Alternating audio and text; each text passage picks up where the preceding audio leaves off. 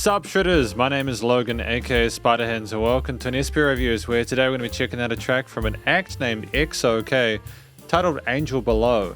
And if we switch over to here, this is a track off their upcoming album titled The Red Album. So we're going to listen through it from start till finish and we're going to hear what we think. Let's go!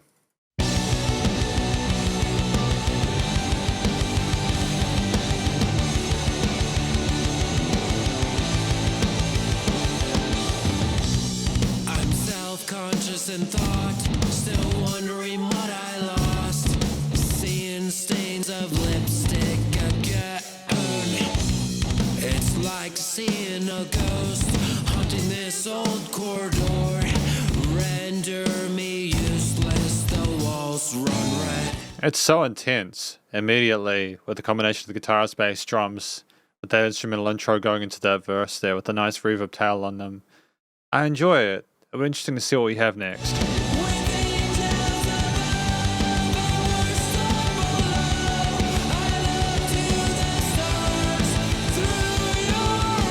Nice use of false head voice here.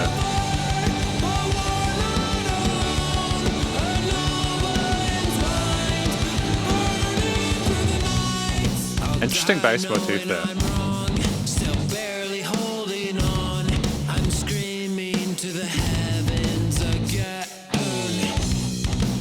Down below grace, I'm losing more than my faith. Send me an angel, yeah. With angels above, So we're firmly stuck in that A-B kind of structure for this track.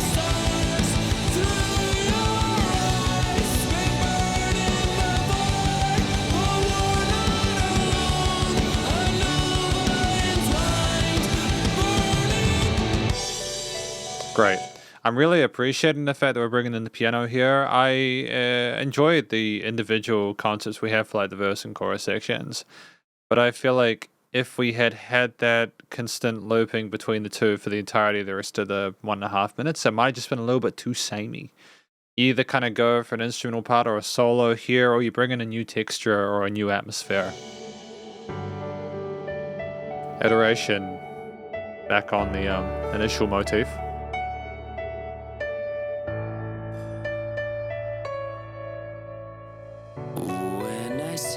those angel eyes, I get taken away. Send me a sign or let me break. There is so much light in your world, but you reach my dark soul. Set me aside or make me whole. Set aside or make me whole. So when we talk about the light on their side versus the darkness on ours, are we talking about opposites, as in we're in a sort of a kind of not a particularly positive place, but the angel above is kind of throwing their arm down to kind of pull us up? Is that the kind of inference? Back to that.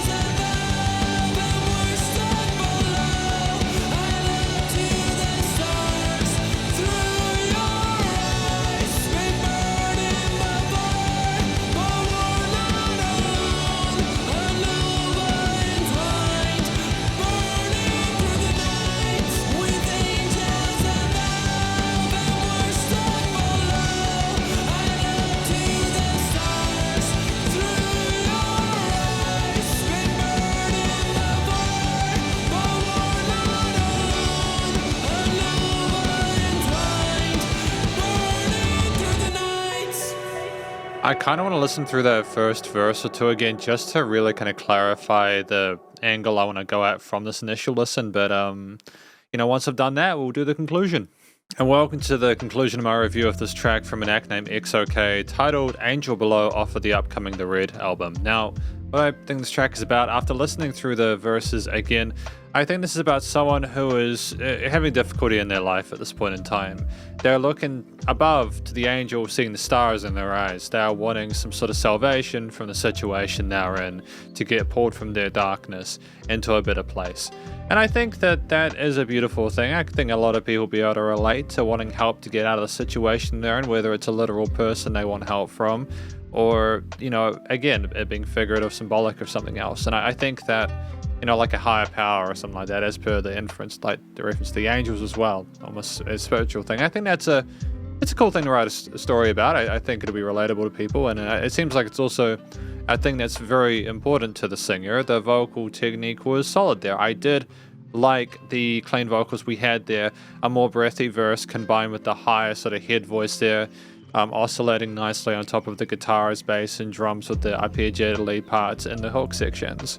It was nice to have a relatively accessible melody line there. There weren't any notes there that applied any sort of like negative difficulty to the rest of the arrangement. Things harmonized nicely. It was palatable, it was catchy, where it needed to be. There was enough variety with the melodies within the verses to make the storytelling parts interesting, and I think it seemed like a genuine, authentic performance there. We didn't really have too much else going on with that, but I think within a 3-minute track, that's absolutely fine. It was nice for the track to actually to be 3 minutes 12. We're talking about the structure of it. We had the verse, chorus situation going on with the hook start just without the lead line on top. We add the rest of the instruments before the front person came in, which was solid.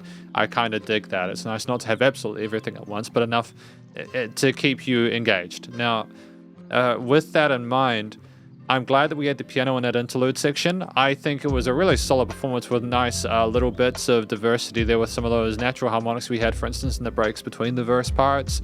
There was a lot of finesse and prowess was shown on like the rhythm parts alongside the double kicks with the drums. So that's not an easy thing to play, but we had a really tight overall sense of groove and movement with the rhythm sections. I like that we allowed the vocals to be that higher resonance in the verses to then allow enough space for the higher fret lead parts with the pretty arpeggios going on in the hooks to kind of counter that.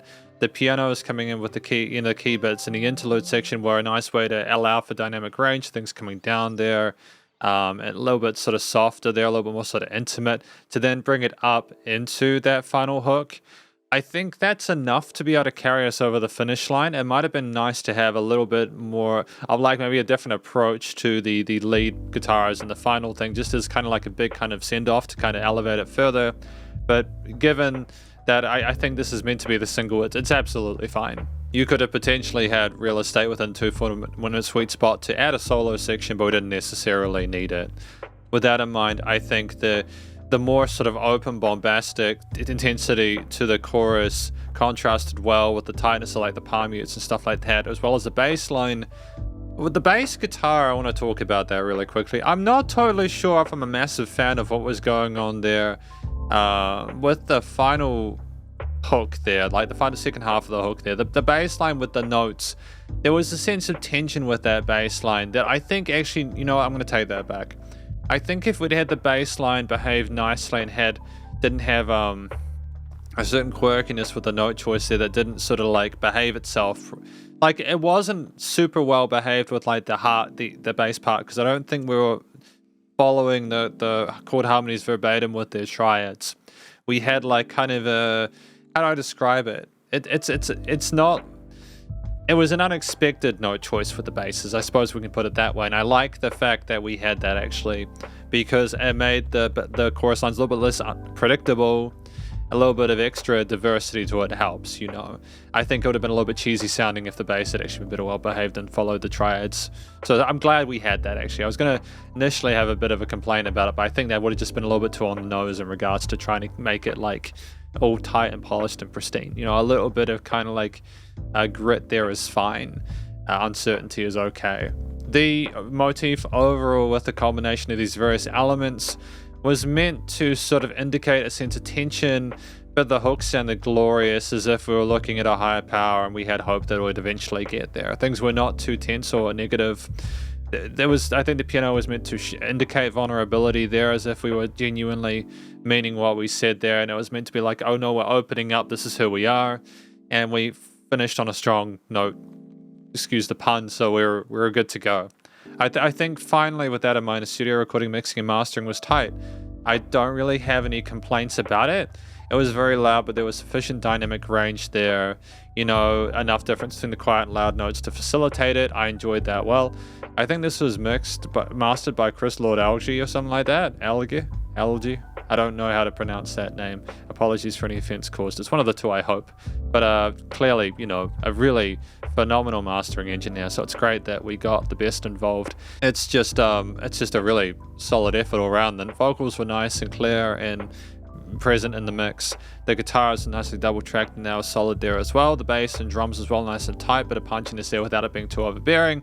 Nice sense of glowing in the mix, with the leveling being nice and easy to follow there. A slight little bit of difference with the intensity between the hook chorus and the verses in regards to perceived loudness, which again is okay, because if everything sounds the same, that can be get a little bit dull, and we didn't have that as an issue here, so that was fine.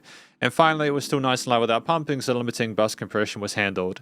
I mean, effectively, this is my review of this track from an act named XOK titled Angel Below, and hopefully you enjoyed it. If you did, please do go show them some love via their various social medias, and I'm sure this will be on all digital streaming platforms soon. And stay cool and stay safe, and please remember to support your local musicians and artists at this point in time, as they need the help more than ever with all the crazy stuff going on in the world, and I'll catch you in the next review. Spiderhands out.